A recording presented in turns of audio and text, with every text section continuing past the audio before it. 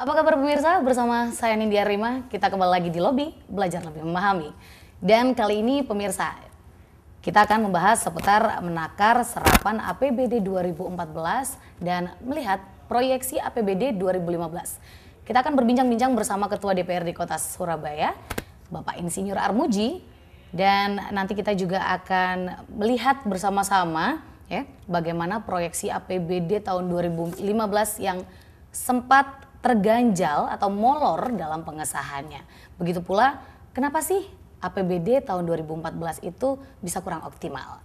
Nah, untuk itu pemirsa, sebelum kita berbincang-bincang bersama Bapak Armuji, kita lihat terlebih dahulu cuplikan berikut ini.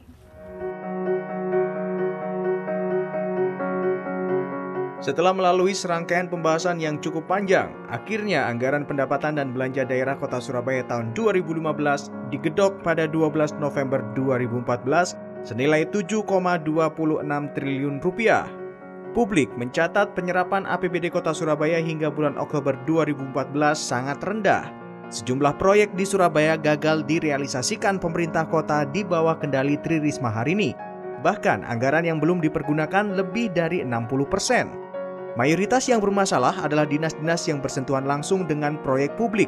Salah satunya penyelesaian proyek MER yang dilakukan oleh Dinas PU. Ternyata memilih untuk tidak melanjutkan proyek ini untuk sementara waktu pasca mencuatnya kasus korupsi di balik program prestisius ini.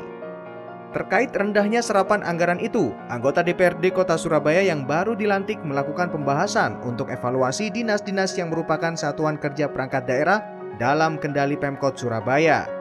Dalam pengesahan APBD 2015, ada pengurangan dan penambahan pada jumlah APBD 2015. Dari pembahasan di tingkat komisi bersama SKPD, anggota Dewan mencatat ada beberapa anggaran yang dinilai tidak sepadan atau dinilai kurang konkret.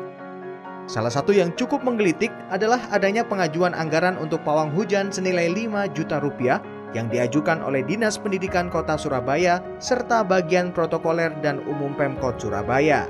Lantas, di tengah rendahnya serapan APBD Kota Surabaya tahun 2014, bagaimana bentuk evaluasi yang dilakukan DPRD Kota Surabaya? Dan apa saja proyeksi kegiatan pemerintah Kota Surabaya tahun 2015 yang menjadi prioritas DPRD Kota Surabaya? Semuanya akan dibahas di Lobi Belajar Lebih Memahami.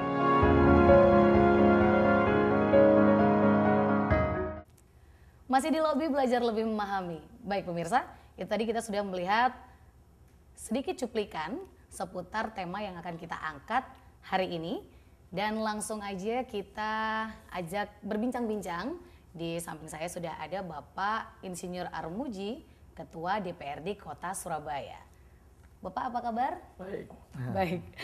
Pak Armuji, seperti yang sudah kita lihat bersama tadi ya Pak ya, bahwa di VT terlihat bahwa kenapa sih gitu kan APBD tahun 2014 itu kurang optimal Pak.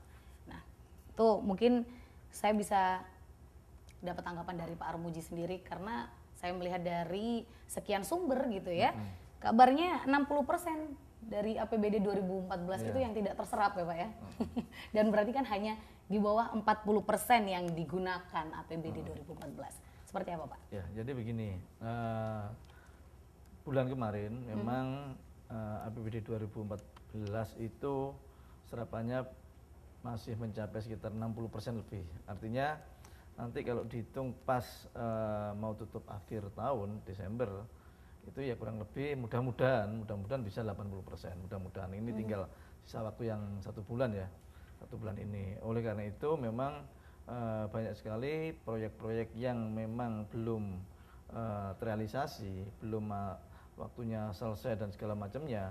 Nah, kendala-kendala itulah yang tentunya memang harus dikejar, harus benar-benar diprioritaskan, apalagi nanti ini musim penghujan, terutama proyek-proyek yang berdampak langsung pada musim hujan. Suatu contoh kalian atau mungkin proyek-proyek lainnya yang tentunya kalau ada hujan memang akan terganggu dan akan menghalangi daripada pekerjaan itu. Ini yang kita push, itu ada di Dinas Pekerjaan Umum. Begitu juga di dinas yang lainnya juga banyaklah hal-hal yang kiranya memang serapan itu sangat minim sekali. Baik. Tetapi untuk 2014 mudah-mudahan dan kita berpikir positif saja pada saat akhir mau tutup anggaran nanti ini 80% akan bisa masuk.